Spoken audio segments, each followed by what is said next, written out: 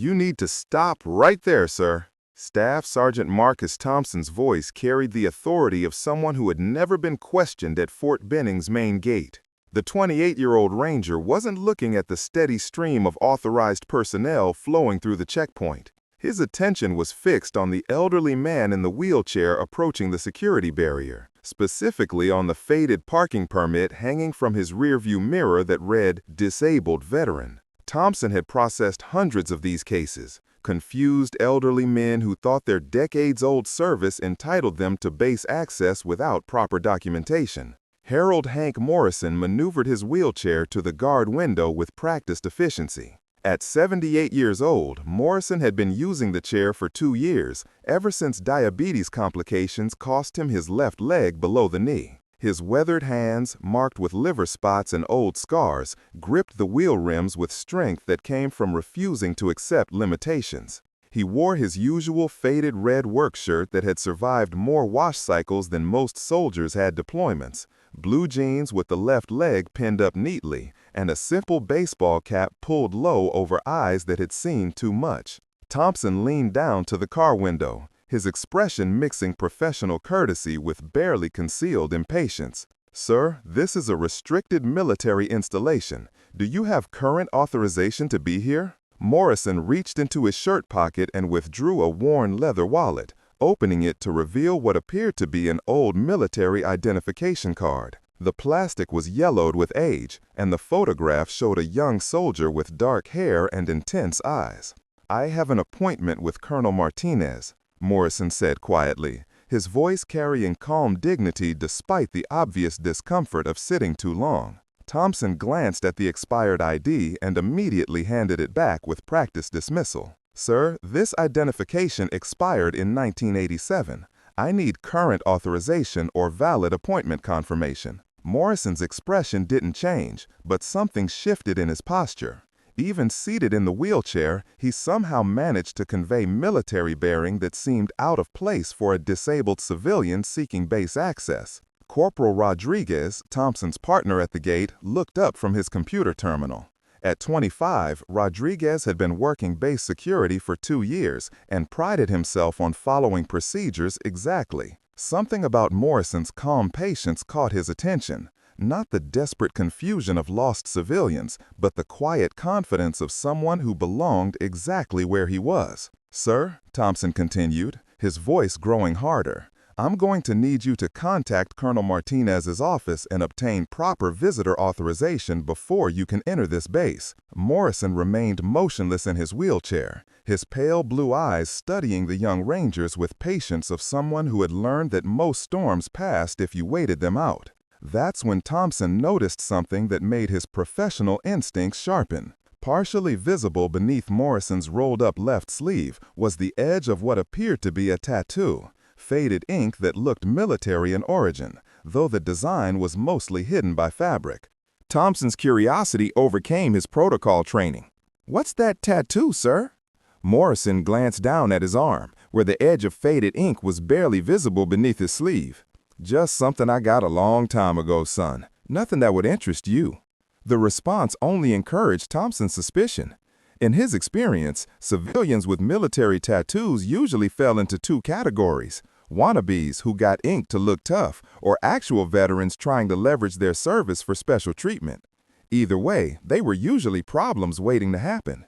"Mind if I see it?"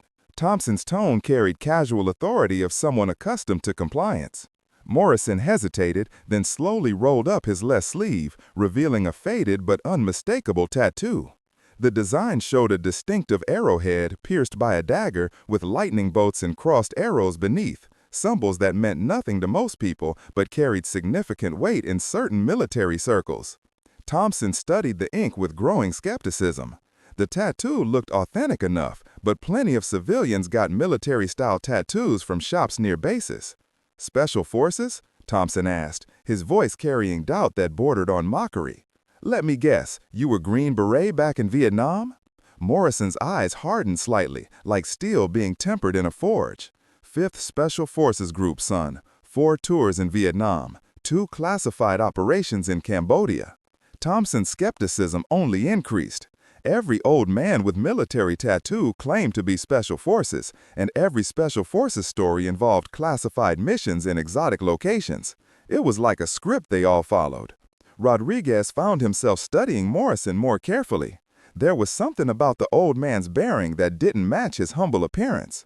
The way he held himself in the wheelchair, the quiet confidence in his voice, even the precision with which he had maneuvered to the gate suggested real military experience.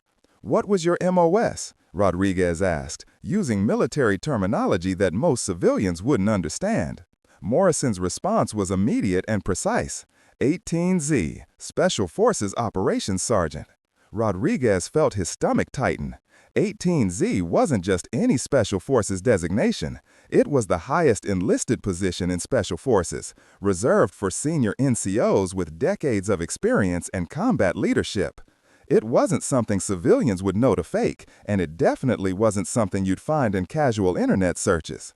Thompson remained unconvinced, his arrogance overriding his partner's obvious concern. "Anyone can look up military job codes on the internet, sir. I'm going to need you to contact Colonel Martinez's office and get proper authorization, or I'll have to ask you to leave the premises." Morrison's expression didn't change, but his voice carried weight that made both Rangers pause. "Son, I understand you're doing your job, and I respect that, but I think there might be communication breakdown somewhere in your chain of command." Morrison's mind drifted to another time, another place entirely. The Georgia checkpoint faded away, replaced by oppressive humidity and constant danger of Cambodian jungle. He wasn't 78 anymore. He was 26, Staff Sergeant with 5th Special Forces Group leading 12-man A-Team on classified mission to disrupt North Vietnamese supply lines along Ho Chi Minh Trail. In that long-ago jungle, Morrison had been responsible for 12 men whose lives depended on his experience and judgment. They were operating 40 miles inside Cambodia, beyond reach of conventional support, hunting NVA supply convoys that were feeding the war effort in South Vietnam.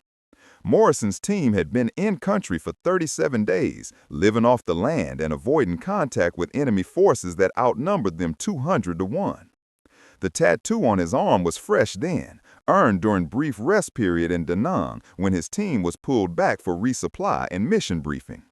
The tattoo artist was former Marine who understood significance of Special Forces insignia and took pride in creating permanent reminders of service that few men could claim. Morrison remembered Needle's sting and weight of knowing that tomorrow he would insert back into enemy territory with 11 other men who trusted him to bring them home alive. Back at Fort Benning Gate, Morrison's eyes refocused on young Rangers. "Son," Morrison said again, his voice carrying quiet authority that made nearby personnel stop their activities. "I've been coming to this base for medical appointments for 2 years. Colonel Martinez personally arranged my treatment authorization." Thompson's face flushed with mounting frustration and embarrassment at being lectured by elderly disabled civilian in front of his duty station. "Sir, I don't care who you think arranged what. Without proper documentation, you're not getting through this gate." Morrison remained calm in his wheelchair, but something in his expression suggested he was reaching limits of his considerable patience. That's when Corporal Rodriguez made a decision that would fundamentally change everything that followed. "Sergeant," Rodriguez said carefully, "what if I contact Provost Marshal's office just to verify his medical appointment authorization?" Thompson nodded curtly, thinking this would finally resolve situation and prove old man was confused or lying about his base access privileges. Rodriguez walked toward guard shack communications equipment, but instead of calling Provost Marshal immediately, he decided to contact Master Sergeant Valdez at Ranger Regiment headquarters. Valdez had been at Fort Benning longer than anyone Rodriguez knew and would definitely be aware of any special circumstances involving disabled veterans with ongoing medical treatment arrangements. "Master Sergeant, this is Rodriguez at Main Gate," he said when Valdez answered on first ring. "We have developing situation with elderly disabled veteran claiming authorization for medical appointments. Says his name is Harold Morrison, claims to be former Special Forces with 18Z MOS and personal arrangement with Colonel Martinez." There was unusually long pause on the other end of the line, so long that Rodriguez wondered if connection had been lost. When Master Sergeant Valdez finally spoke again, his voice carried tension Rodriguez had never heard before, not in 3 years of knowing him. "Rodriguez, did you say Harold Morrison, Special Forces 18Z?" The silence stretched for what felt like eternity. "Sweet Mother of God," Valdez said, and Rodriguez could hear papers rustling frantically in background, sound of someone searching desperately through files. "Rodriguez, listen to me very carefully and do exactly what I tell you. Do not allow anyone to lay single hand on Harold Morrison. Do you understand me completely?" Before Valdez could explain further, they all heard unmistakable sound of multiple vehicles approaching at high speed across base. Heavy engines, moving fast, coming up main road toward gate checkpoint. The distinctive whine of turbocharged diesel engines pushed to their absolute limits, creating dust clouds visible from miles away. Thompson turned to see convoy of 3 black SUVs racing toward their position, emergency lights flashing and reflecting off morning sun. The lead vehicle bore distinctive markings and communications equipment that indicated senior command presence. Morrison remained exactly where he had been throughout entire confrontation, patient and dignified in his wheelchair, still holding his expired identification card. But something subtle in his expression had changed slightly. There was faintest suggestion of knowing smile, as if he knew exactly what was about to happen and had been patiently waiting for this precise moment to arrive. The convoy screeched to halt at main gate with urgency of national emergency response. Heavy doors slammed simultaneously, and sound of military boots on asphalt echoed across suddenly silent checkpoint. Thompson stood frozen as senior personnel emerged from vehicles with purpose and authority that made his stomach drop. Master Sergeant Valdez stepped out quickly from lead vehicle, followed by several other senior NCOs Rodriguez didn't recognize. But everyone's attention immediately focused on second vehicle, where full colonel was climbing out with expression that could have frozen Georgia heat solid. Colonel Martinez was 54 years old and had commanded both conventional and special operations forces during multiple combat deployments in Iraq and Afghanistan. His presence at routine gate checkpoint was so unprecedented that several other guards abandoned their post to witness whatever was unfolding before their eyes. The colonel walked directly toward Morrison, completely ignoring Thompson and Rodriguez as if they were invisible obstacles. When Colonel Martinez reached Morrison's wheelchair, he stopped abruptly 10 feet away and came to rigid attention, rendering sharpest, most precise salute that anyone present had ever witnessed in their entire military careers. The salute was held with such perfection that it seemed to freeze time itself. "Command Sergeant Major Harold Morrison, United States Army, Special Forces, retired," Colonel Martinez said, his voice booming across suddenly silent checkpoint with authority that made every person present snap to attention. "Sir, on behalf of United States Army and 75th Ranger Regiment, I apologize for inexcusable disrespect shown to you here today." Morrison slowly returned salute from his wheelchair, movement still precise despite his age and physical limitations. "Colonel, no apology necessary. These men were following established security procedures." The colonel held his salute for full 5 seconds before dropping his hand with military precision. Thompson felt his knees go weak as reality crashed over him like cold wave. Command Sergeant Major was highest enlisted rank in Army, reserved for soldiers with decades of exceptional service and combat leadership. He had been blocking Medal of Honor recipient from entering base for medical treatment, treating him like confused civilian who didn't belong on military installation. Colonel Martinez turned to face crowd of stunned gate guards and gathering personnel who had materialized to witness unprecedented scene. "Soldiers," he announced, his voice carrying across checkpoint with commanding authority, "allow me to introduce Command Sergeant Major Harold Iron Mike Morrison. He is recipient of Medal of Honor, Distinguished Service Cross, 2 Silver Stars, and 4 Purple Hearts.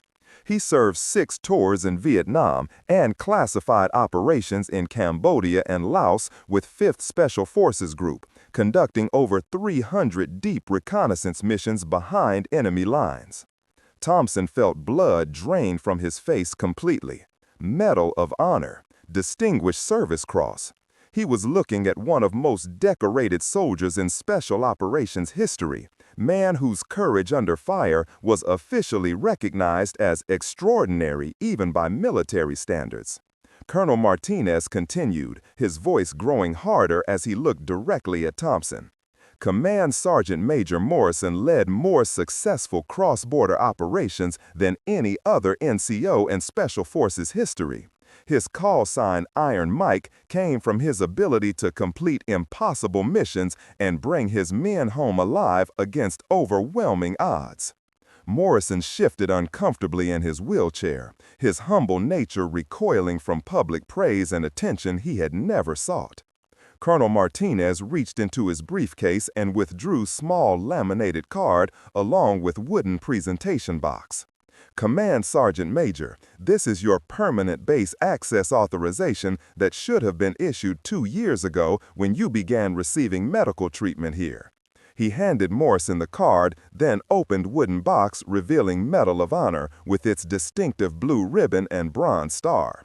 This belongs with you, not in Pentagon storage facility.